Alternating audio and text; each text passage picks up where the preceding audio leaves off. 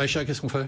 Et le top 3 des gérants. Allez, on fonce. C'est parti. Numéro 1, Sébastien Lalevé, avec une perte de 7,7%. Il nous a recommandé entre autres showroom privé Ubisoft ou Weborama. Numéro 2, Alain Crouza Montségur. Lui nous a recommandé Publicis. Et troisième, Romain Burnand, Moneta M. Il nous a recommandé Alten, Amundi et BNP. Alain Pitous. Oui. On fait la revue de votre portefeuille. On voit rien. On voit rien. Non, C'est sûr rien. Oui, désolé.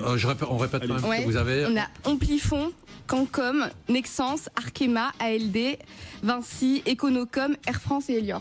Ouais, France, on aurait mieux fait de prendre le train, justement. Oh, quel jeu j'y de pensais mots pas. formidable. Ça m'est venu comme ça, je suis désolé. Franchement, Talent.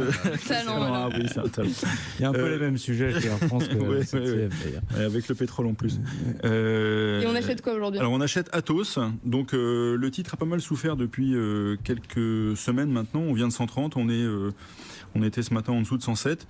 Bon, c'est une belle entreprise française qui a pas mal de points forts qu'on aime bien, hein. Donc ils travaillent pour la transition digitale de leurs clients, ils travaillent beaucoup dans le big data et la sécurité informatique, donc c'est quand même pas mal.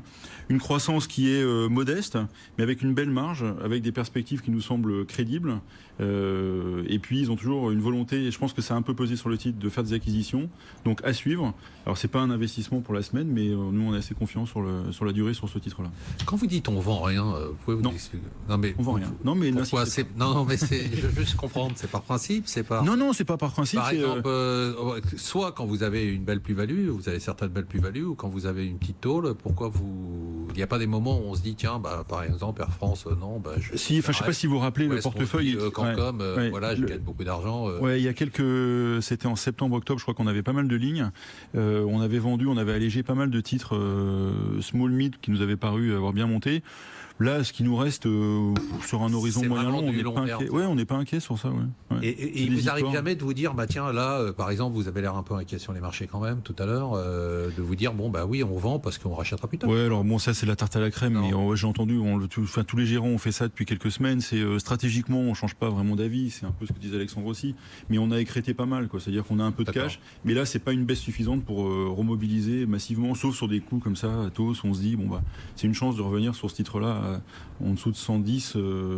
Sur une belle valeur comme Donc ça. vous dites plutôt ces baisses de marché, c'est des opportunités pour Oui. entrer sur des Oui. valeurs que vous avez observées depuis un moment. Exactement. Ouais, D'accord. tout à fait. Jérôme, qu'est-ce qu'on Alors, fait? Allez. vous nous avez recommandé Figeac Aéro, on garde.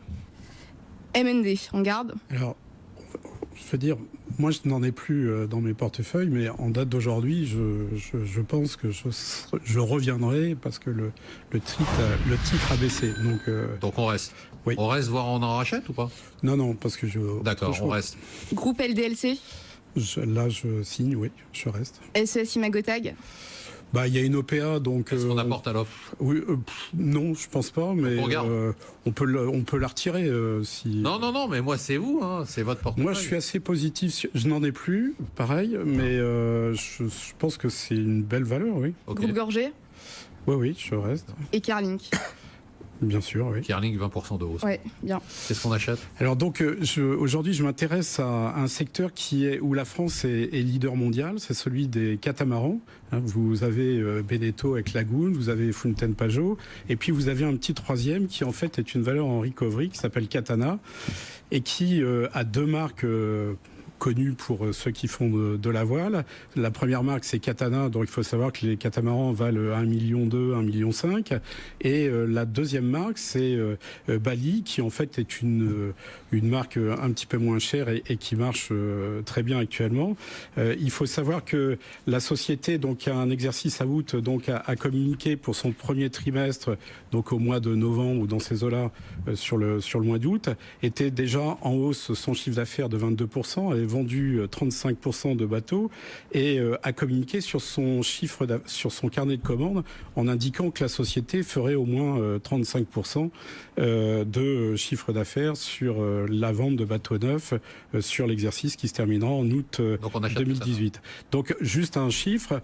En 2017, elle gagnait 4 centimes par action et elle devrait gagner 11 ou 12 centimes par action en août 2018, donc ce qui fait quand même une hausse de 3 fois. Et la société sera cash positif à partir de août 2018. C'est une valeur en recovery.